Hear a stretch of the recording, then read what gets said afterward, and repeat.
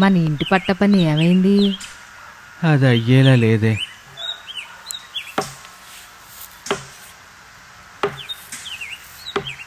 నాన్న, వాళ్ళ చెట్టుని కొట్టేస్తే ఆ పక్షి గూడ్లేంది అయిపోతుంది కదా నాన్న. అది ఎంతో కష్టపడి కట్టుకుంది. అంత కష్టపడి కట్టుకున్నా ఇది నాది అని చెప్పుకోవడానికి ఒక ఆధారం అంటూ లేకపోతే ఎవరి పరిస్థితి అయినా అంతేరా.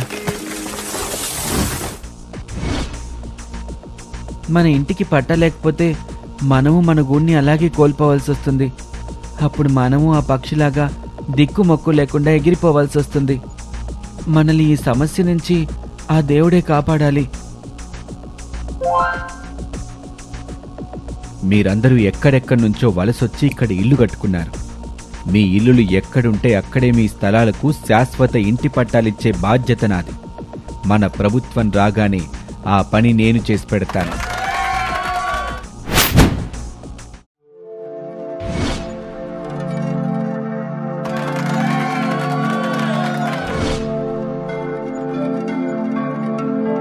రాష్ట్ర వ్యాప్తంగా చేయబోతున్న ఈ కార్యక్రమాన్ని మంగళగిరిలో మొదలుపెట్టడం చాలా ఆనందంగా ఉంది.